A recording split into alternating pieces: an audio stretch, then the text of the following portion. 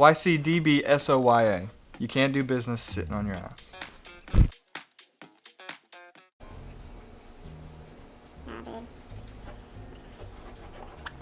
So what is the exact criteria for or to open up an account for a minor? So the business account for a minor, we can't open it up as far as you being a minor.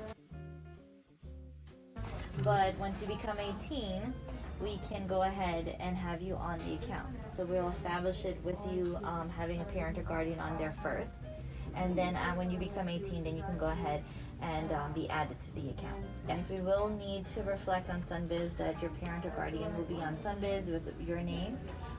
We'll need your tax ID letter as well. Gotcha. All right. Thank you very much.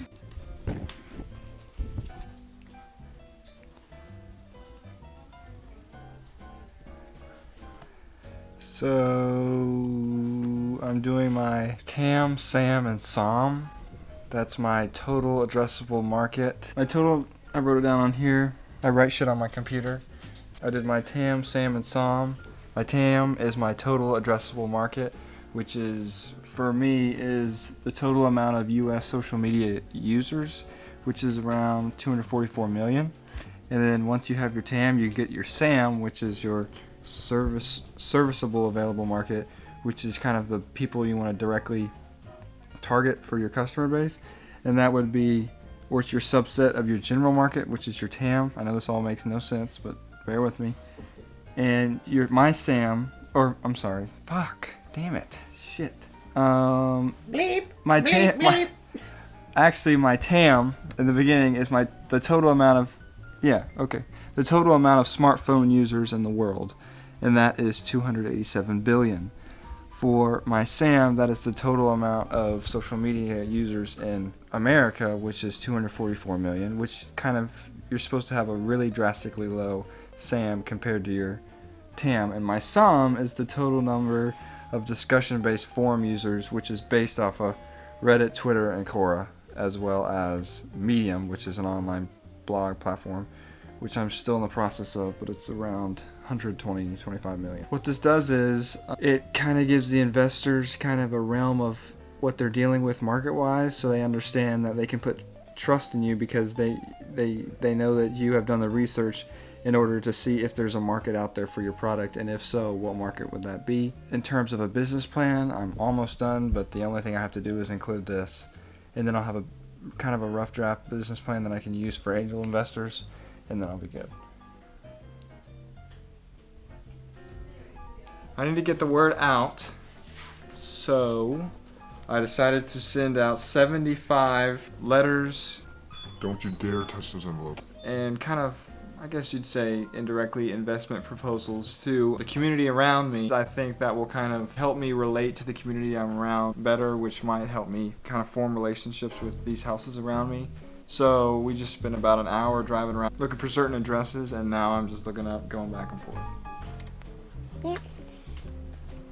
I have like 60 more of these, so we got plenty of time to do this. Okay, that's good. That's enough B-roll. All right, so you're about to tell me. You have to brush your hair minimum. In this? In everything. In this. I gotta wash it. So about 2 days ago, I passed out. I mean, it was kind of like cold calling, but kind of letter form. So I looked around the neighborhood, picked 75 different houses, and listed their address, and went on an online service that kind of gave me their names from that address.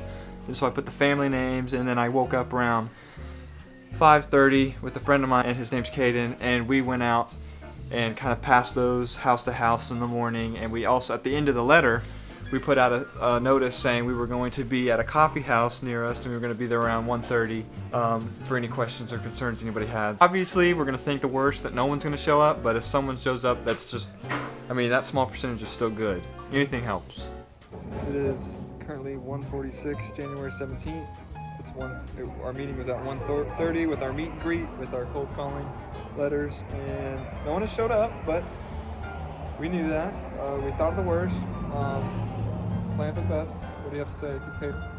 Well, no one showed up. It's a little disappointing. That's kind of what we expected. So just going to try and keep reaching out, and hopefully we'll be able to reach some more investors locally in the community and build from there. We had a nice, get together, lunch type brunch. It was our, had our business plan in it as well as like some note taking. Caden had some more notes. We even brought a computer, but it's all right. See you on the flip side. See ya. So we had 500 people show up. Hey, come on, buddy. So out of the 75 cold call flyers or letters we gave out, we had 0 people come to the place and we had 0 turnouts. But spirits are still up. No matter how well the turnout was, we still got the word out there. Maybe people put it aside until later notice. You never know. It's only been 3 days. But my main forum has been kind of my focus on people that I already know, and I want them to get involved in the business in the pre-launch stage and kind of the first funding phase. So, it's awesome. What I've learned from this is always expect the worst. Expect the damn worst and hope for the best and plan for the best. So I did that and I'm not mad with the results. I'm gonna do it again. Let's average this out. 75 plus 75 plus all that. And you average that out. If 2 people come out, that's perfectly fine. That's 2 people who would come on board that I wouldn't have originally. So that's perfectly fine with me. The average person has to see something 7 times before they actually understand it and view it and really hold value to it. So maybe I have to do this 7 times. We don't know, but you'll know in the future. And just remember, in the immortal words of Talladega Nights, if you are not first, you're last.